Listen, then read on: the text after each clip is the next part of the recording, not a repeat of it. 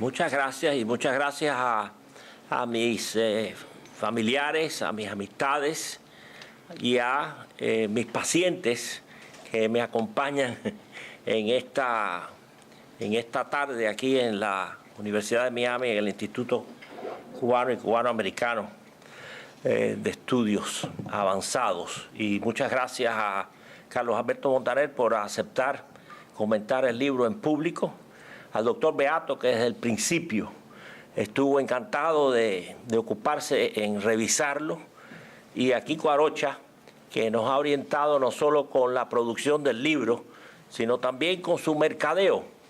Usted puede tener todos los diamantes que usted quiera y si usted no se los pone a la venta, a la distribución, a los interesados, usted no va a llegar a compartir esos bienes. Muchas gracias a todos y al Instituto por habernos acogido en esta oportunidad. Yo quiero empezar a darles una idea de qué se trata el libro y por qué yo escribí el libro ahora. Mi interés en Guantánamo, obviamente, yo estuve en la base en el verano del 1985 y en esa oportunidad pues tuve grandes oportunidades, porque en realidad el trabajo en la base es un hospital relativamente pequeño de unas 25 camas activas, que es pequeño, con posible expansión a 75 si hay conflictos, y la atención médica que le brindaba el staff del hospital de la Marina norteamericana a los residentes de la base, estábamos ocupándonos de alrededor de 5.000 a 6.000 habitantes. La inmensa mayoría de los pacientes que visitaban la unidad de medicina interna eran hipertensos jamaicanos, creo que se dice jamaicanos en vez de jamaiquinos, y pues bueno, eso me vino de mucha utilidad después cuando regresé a Miami y empecé a ver afroamericanos del Caribe que no eran de los países hispanos. En realidad uno tenía que estar allí por si había algún accidente. El internista, el cirujano, el anestesista tenían que estar allí siempre, no podían irse. Y por eso fue que yo pude en la reserva conseguir ese tiempo allí, porque vaya, el médico de la Marina, que no era reservista, pues tenía derecho a cogerse un par de meses de vacaciones. Diciendo eso, no, pues yo me hice la idea de que estaba en Cuba y veía, ¿no?, la televisión de Cuba, oía Radio Martí, que ya por aquella época estaba funcionando, pues hacía mi trabajo, conocía a todos los que vivían en la base y a muchos de los que venían e iban a Cuba, porque había trabajadores que iban y venían todos los días. En el hospital mismo, el jefe de la cocina, el señor Marshall, era uno de estos que venía e iba. Y aparece en una de las fotografías del libro, pero no puse su nombre. O sea que ya yo estaba interesado en la base y obviamente, ¿no?, en todo lo que tenía que ver con Cuba y con la salud en Cuba, la alimentación en Cuba, pues los estudios que yo hice de avanzado de doctorado en Florida State tenían que ver con la nutrición. Y cuando llegó la crisis de los balseros, teníamos unos contactos en Radio Martí. Radio Martí llevaba a cabo unas entrevistas a los recién llegados en balsa y nosotros hicimos el arreglo de que les ofrecieran a esos individuos llevarlos a la oficina mía a hacerse exámenes, un examen clínico, un cuestionario, etcétera, con respecto a la famosa neuritis óptica, que no era una neuritis, era una retinopatía por una alimentación inadecuada.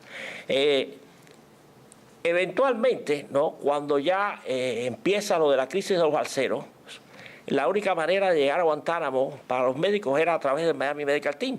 Y muchísimos médicos, yo me imagino que alrededor de más de 1.000, se comprometieron en hacer esos viajes. Yo particularmente los hice en 4 oportunidades y hago la historia en el prólogo del libro con respecto a uno de los balseros que en uno de esos viajes me dice: óigame, compadre, si nosotros estamos tratando de irnos de aquí y usted persiste en venirnos a vernos a nosotros. Pero bueno, esa es la vida. Entonces, empezando con los antecedentes de esta crisis, que es importante estudiarla, explicaba yo a Carlos Alberto antes de la conferencia, no solo porque es una crisis que pasó y es historia, sino porque en este momento yo pienso que estamos abocados a una crisis. Y les explico más adelante por qué. Esa crisis, 50.000 personas en 3 semanas se tiraron al mar. Una señora que recogió la prensa su testimonio le dice al periodista: aquí no dicen que patria o muerte, pues yo me tiro a la muerte. ¿No? Entonces, en esas circunstancias, ¿no? Casi todos aquí yo creo que somos cubanos y no hay que ahondar en esto, pero era una situación en que el Producto Interno Bruto en Cuba había bajado considerablemente, había miseria no solo desde el punto de vista humano, sino físico, y la gente buscó la libertad porque no tenían esperanza de encontrarla dentro de Cuba. Fidel Castro dio la orden, después del hundimiento del 13 de marzo y el mariconazo, de que se vayan. Es interesante pensar esto, analizarlo, porque durante la crisis de Mariel también fue Fidel Castro el que dijo: váyanse, escoria, etc. Y además dijo que podían ir del exilio a buscar a sus familiares, que no solo recogieron a familiares, sino también recogieron a todo el que le pusieron en los botes a la gente, a los marinos. Ahora bien, en este momento, en el 94, hubo algo de eso, de que Fidel Castro insinuara o dijera que fueran del exilio a buscarlos.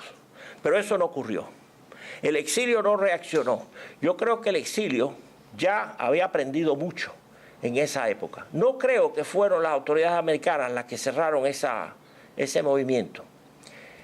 Y entonces, pues, los cubanos se tiraron a la mar. 50.000 personas. Imagínese usted que todo el mundo, el Marlin Stadium, el Parque de los Marlins lleno, más 10.000 más, se tiren al mar en cuestión de 3 semanas buscando llegar a un lugar mejor en donde viven. Eso es, totalmente un fenómeno. Quiero mencionar 3 tipos de... 3 experiencias, ¿no?, que sobresalen en el libro. Una es, los balseros que iban, y ven unos muchachos, 3 o 4 muchachos que iban a otra balsa, iban muy contentos, iban cantando, y empiezan a gritarle a los balseros que reportan este incidente: arriba, me alegro que me le escapé a Fidel, me alegro que me le escapé a Fidel. Desgraciadamente, a esos balseros que estaban gritando eso, que estaban muy contentos en ese momento en el mar, después nunca, esta otra gente que reportó este incidente, nunca los vieron en Guantánamo, así que quizás murieron. El segundo grupo es gente que prepara su balsa y las 5 cámaras que llevaba la balsa se ponchan en el mar. El mar es fuerte y están casi hundiéndose, pero viene otra balsa y los recoge, y entre las partes de una balsa y lo que funcionaba de la otra, pues van hacia adelante y son rescatados por los guardacostas. Y el tercer grupo es un grupo que adelantó mucho, porque parece que había buen viento, y adelantó muchísimo, salieron de Cojímar, y ese grupo dijo: vamos a descansar, y se descansaron. Y al otro día por la mañana, abren los ojos y están enfrente a la termoeléctrica de Santa Cruz del Norte, a remar otra vez para afuera. O sea, ese grupo se durmió, y tuvo que volver a poner el esfuerzo en la tarea y en su meta. Entonces, para los cubanos ese fue un día de cambio radical.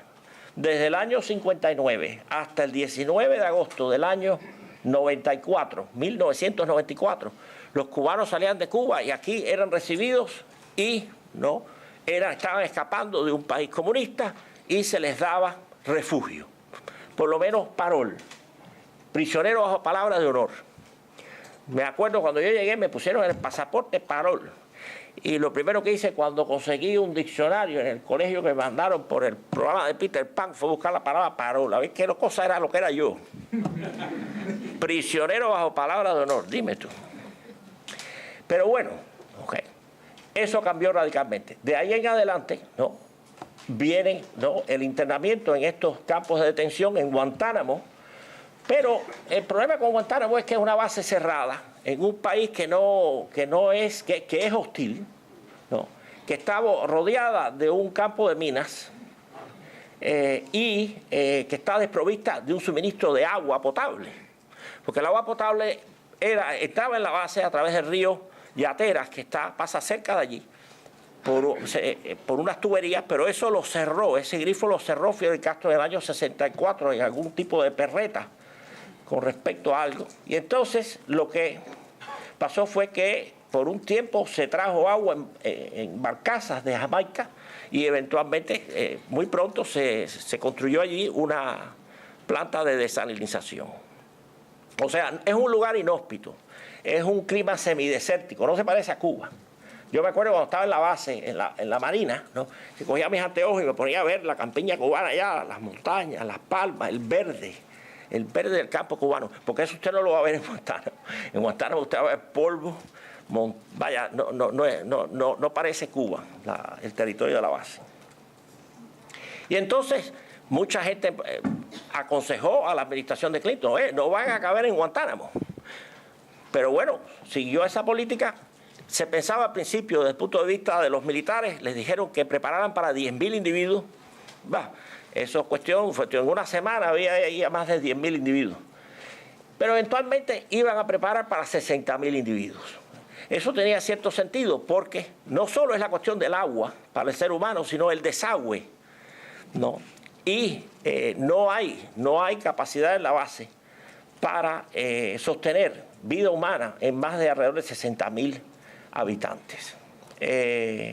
Lo máximo, y esto yo creo que no lo he visto publicado, pero me lo dijeron los cubanos que vivían en la base, cuando yo estuve allí en el 85, lo máximo que ha habido en la base es 80.000 personas. Y eso fue antes, preparándonos para la crisis de los cohetes. En ese momento desembarcaron allí militares probablemente de todas las ramas del servicio armado de los Estados Unidos, a un número de 80.000. Y los balseros cubanos, los refugiados cubanos, la gente que se había asilado en la base, a los cuales se le dedica un capítulo en el libro, esa gente ayudó a hacer trincheras y a preparar los depósitos de municiones y todo eso. Entonces, como no había lugar en Guantánamo, la gente seguía saliendo de Cuba, pues entonces se hicieron arreglos para llevarlos a muchos lugares, a Turks y Caicos, a la isla de Turcos y Caicos, a Martinica, aquí, allá. Eventualmente fue Panamá la que accedió el presidente Pérez Valladares y se hizo un convenio y fueron 8.600 balseros para Panamá. Eventualmente esa gente volvió a la base de Guantánamo porque hubo disturbios serios allí. Otro grupo del cual no se ha escrito casi nada o nada es el grupo que llegó a las Islas Caimán. Y últimamente estaba en la noticia porque la gente sigue saliendo de Cuba. O sea, esta no es una enfermedad, doctor Beato, que ya la hemos pasado y estamos discutiendo, ¿no? Vaya, porque ya el enfermo murió, no. El enfermo no ha muerto, el enfermo está vivo, ¿no? Pero no, seguimos con el mismo problema. El cubano en la isla buscando la libertad fuera de su terruño. Obviamente ocurrieron cosas inverosímiles, seres humanos en carpas al principio. La primera versión de los campamentos fue una cosa terrible. Déjenme enseñarles estas láminas del libro para que tengan más orientación. Mis consejeros me han ayudado me han recomendado, ¿no?, hacer esta exposición a través de estas diapositivas. Ya esto lo hemos cubierto en lo que yo les dije con respecto a los antecedentes de la crisis. Además, casi todos aquí somos cubanos, o sea que eso ya ustedes lo sabían. Esto tengo que apuntarlo para acá. Estos son dos de los buques que intervinieron en el rescate de los cubanos. Primeramente los recogían guardacostas y de los guardacostas los pasaban a buques madres. Estos son dos de los buques madres. El de allá, ahí está, este es el USS Nashville y este es el USS Whidbey Island. Es interesante que este barco, les hago una historia del Whidbey Marshall. En el Whidbey Marshall estuvo un paciente de nosotros, Aldo. Estuvo en el Whidbey Marshall. Aldo salió por Guantánamo. Y Aldo sabía cocinar. Y a mí siempre me interesó mucho cuando estuve en la Marina de Guerra, que en los barcos. Yo no estuve mucho en barcos, ¿sabes? Gracias a Dios. Yo no estuve mucho en barcos, pero todos los compañeros me decían, okay, el servicio en el barco es difícil. Pero bueno, una de las cosas que pasaba en los barcos de la Marina es que les prestaban más atención al cocinero del barco que al médico, ¿no? Porque somos seres humanos. Y entonces, no, parece que hacía falta un cocinero de esta en el barco, porque Aldo sabía cocinar. Y entonces lo pusieron a cocinar y estuvo cocinando alrededor de un mes. No, porque eso es por turno. Los marineros, eso es un trabajo, ¿no? Tantas horas al día, etcétera, ¿no? Y entonces pusieron a Aldo a cocinar. Y el premio que le dieron a Aldo cuando acabó su tarea de cocinero, que llegó a Guantánamo, fue esta gorra. Es la gorra de Whidbey Island, es la gorra del barco. O sea, los marineros que llevan ese barco, y él me la prestó para yo traérselas a ustedes.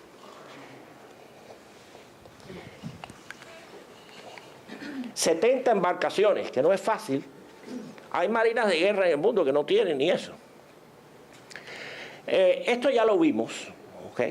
Esto ya lo vimos, que la base no va a ser grande. Un mal cálculo con respecto a Washington. Vamos a mandar a los balseros para Guantánamo y va a cesar el flujo de refugiados, de balseros. Bueno, la orden salió el 19, se oyó por todas partes, por Radio Martí, por aquí, por allá. Ahora, no hay que saber mucho de estadística para ver que el número de balseros aumentó. Y siguió aumentando. Bajó un poquito el 26 y el 27 de agosto. ¿Por qué? Porque había una gran tormenta en el estrecho de la Florida. O sea, los balseros no estaban locos, porque si hubieran estado dementes, se hubieran tirado al mar con la tormenta. No, los balseros lo que querían era buscar su libertad, ir a un lugar seguro. Y créanlo o no lo crean, la base de Guantánamo, con la versión inicial de los campamentos, con las cercas, con las comidas en cajitas, con el polvo, con el calor, les daba más esperanza que el vivir diario bajo los castros. Fue un cálculo que no fue bien hecho. Para los que no conocen la base, el norte está hacia allá, Baracoa está hacia allá, esta es la base de Guantánamo. Es una de las bahías más grandes del mundo. Colón la denominó Puerto Grande. Y paradójicamente, Colón descubrió la bahía de Puerto Grande en 1494. O sea, los balseros llegaron a la base a los 500 años del descubrimiento. Y ninguno lo sabe. Ninguno lo sabe. Porque había otras cosas, otras prioridades en el momento. Entonces, el aeródromo de la base está de este lado, el Leeward Point. Esto es enorme, la entrada a la bahía. Y entonces aquí está un lugar de los campamentos en C, en alrededor de F y en G. Esta parte de aquí de la base se llama Buckley. Buckley es el nombre de un comandante de los Marines. Cuando cerraron el agua, el comandante Buckley se paraba por aquí con su pistola y se ponía a mirar con los anteojos a ver si los cubanos iban a invadir. Y entonces los Marines, a los meses de esa crisis, ya cuando había agua en la base, le pidieron que a esas colinas de esa parte de la base se le pusiera las colinas de Buckley. Y este campo aquí se llama McCalla. Y se llama McCalla porque el comandante de la Marina Americana, McCalla, fue el que tomó la base de la bahía de Guantánamo en el año 95 y el que se comunicó con los cubanos mambises que ayudaron a conquistar ese territorio en la guerra hispano-cubano-americana. Vamos a ver. Aquí está Caimanera. Seguimos. Las primeras impresiones al llegar a la base, algunos no creían que era Cuba, pero sabían que era Cuba porque no habían cogido hacia el norte. No, y este es un comentario que está en el libro. Mira, mira, qué lindo. Todo estaba limpio. Había un McDonald's, había orden.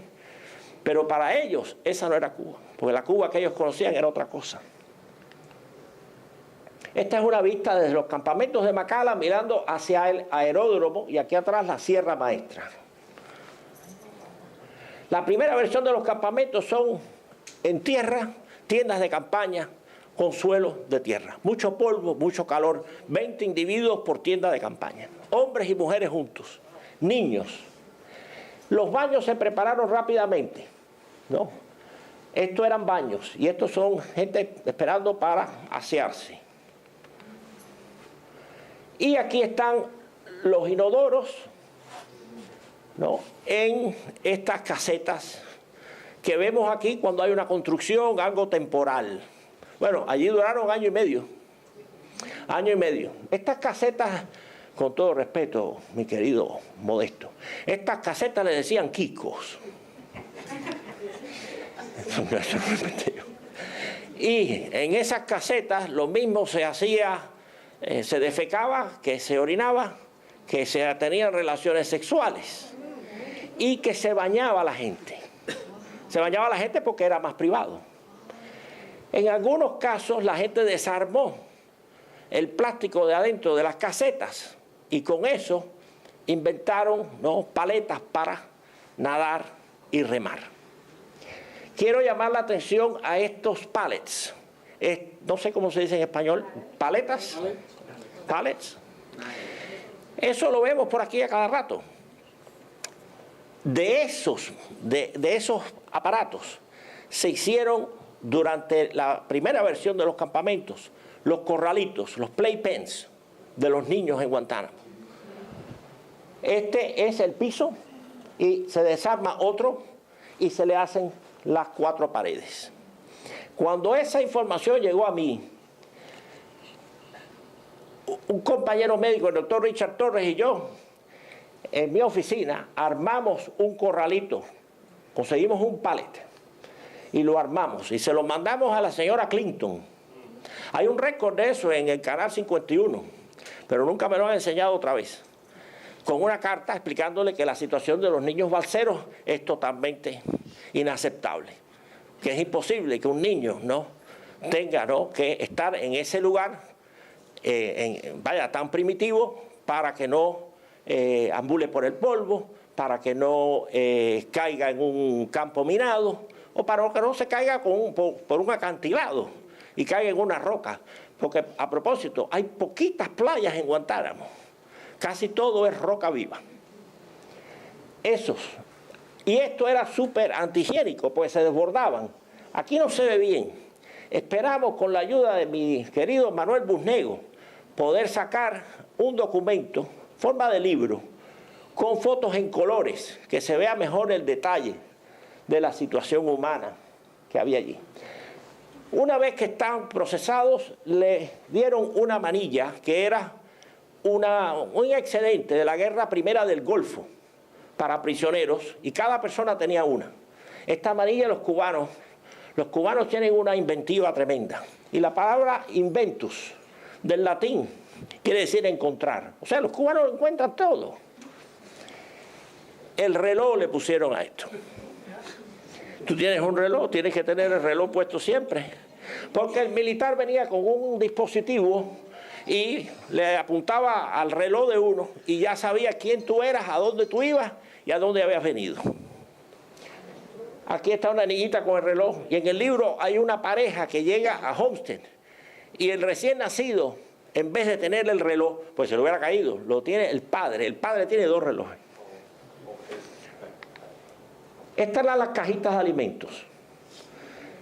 Había alimento, había exceso de alimento.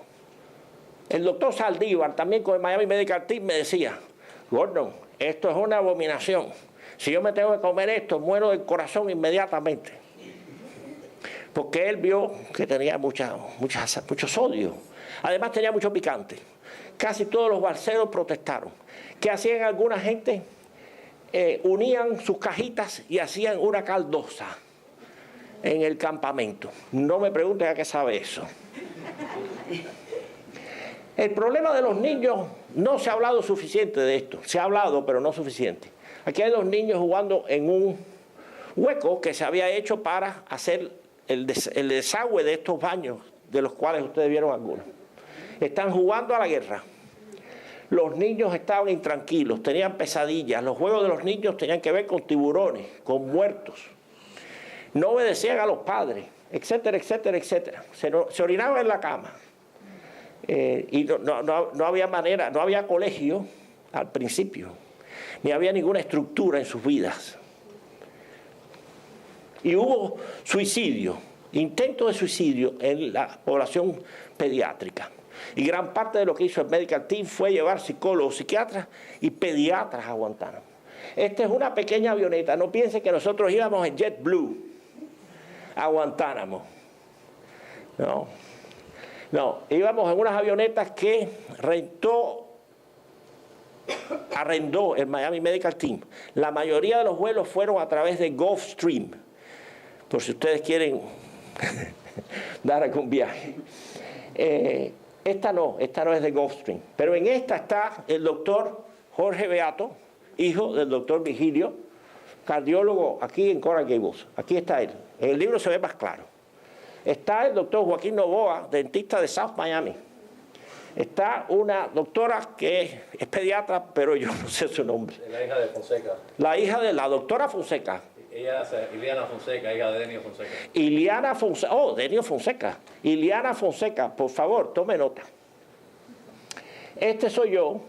Y yo creo que era un psiquiatra o un psicólogo. No, ese era otro dentista que fue. Otro dentista que fue en ese grupo. Y aquí está el doctor Alexis Abril, que está operando, pero aquí estaba atendiendo necesidades de la población balsera. Esta es una de las playitas pequeñas. Fíjense cómo hay roca, pero para bajar a esa playita hubo que construir un puente, que hay una vista en el libro que se ve el puente de lado. ¿Ves? No es el puente sobre el río Kwai, ni es el Golden Glades, pero tiene tanto mérito como ambos. Bajan a la playa desde los campamentos allá arriba. Y en la playa pescaron con anzuelos hechos con percheros. Y hubo un grupo que inventó un arpón de los percheros. En el periódico que empieza a publicarse, ¿qué pasa? El periódico se llama ¿Qué pasa? Porque los militares norteamericanos querían decirle a los balseros qué era lo que estaba pasando. Y el periódico tenía 4 páginas al principio. Una de las páginas al final, en un impreso muy pequeño, era todo en inglés.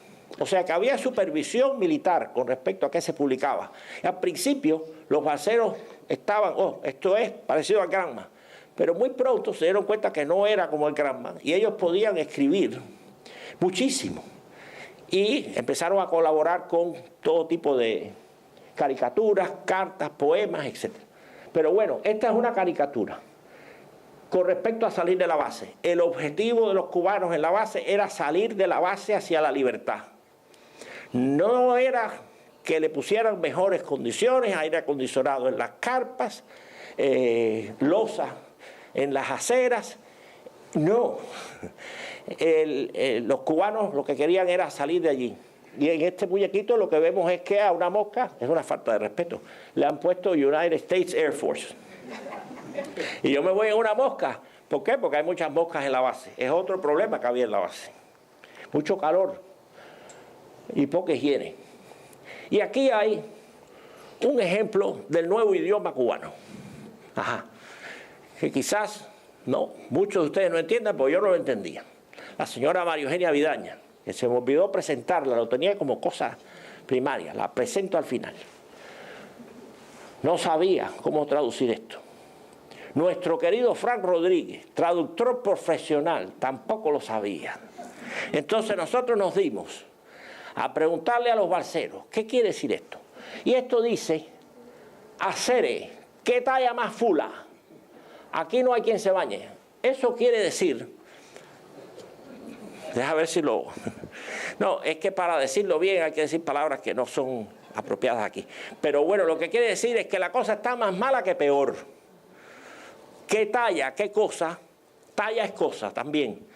Fula no es solo dólar, dinero, sino qué cosa más mala que uno no puede ni bañarse. ¿Lo dije más o menos? Gracias. Buenísimo. Pero esto es un cartón, una caricatura. Entonces en el periódico aparecía todo tipo de cosas, no, lo mismo cosas serias que cosas tristes. Esta es una carta de Cookie que pone el periódico. Busco hombre soltero o divorciado, eso no importa. No, que tenga pariente en los Estados Unidos. Un problema muy serio que había era que los norteamericanos querían sacar a los balseros en núcleos familiares. Y entonces inventaron muchos núcleos familiares. Y una de las preguntas que hacía inmigración tenía que ver con identificar si en realidad estos tres individuos, que yo sé que están emparentados, eran en realidad parientes. Entonces le preguntaban a él, ¿no? Y los chistes en otras partes del periódico le preguntaban a él de qué color eran los tomacorrientes en la casa. Y a ella se lo preguntaban aparte. Y si no decían lo mismo, pues entonces tenía que buscarse otro grupo. Este es el balseroscopio para Aries. Y fíjese que si usted lo lee, tiene que ver con salir de la base. Es el tema constante. Pero muy simpático. Ya para febrero, por ahí, del año siguiente, del 95, los campamentos, usted ve que tienen como calles, las carpas tienen piso de madera, hay unos globos, los cubanos lo determinaron como globos, no, son unas tiendas grandes de material sintético, que se pueden usar lo mismo para educación, para cosas religiosas, para comunitarias, etc. Los baños ya tenían paredes completas y techo. La comida seguía siguiendo más o menos. Se fabricó una cocina industrial para los campamentos, pero todavía se repartía el arroz y los balseros te dicen que el arroz era sin pegote o con pegote. Y entonces aquí, ¿no? Actividades, música. Al principio la música se tocaba con las manos y con la voz. La música fue con los cubanos a Guantánamo. Pero ya muy pronto hubo instrumentos y aquí ven al doctor Alexis Abril, que lo iba a delatar como músico arrepentido, pero no está aquí, así que mirando a los músicos. Se organizaron juegos de todo tipo y jugaban grupos de norteamericanos contra los balseros y algunos ganaban y otros perdían.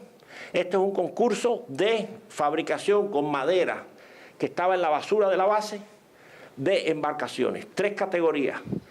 La clásica, que eran galeones, como este, el barco en botella y el barco moderno. Este es el último número del periódico que pasa.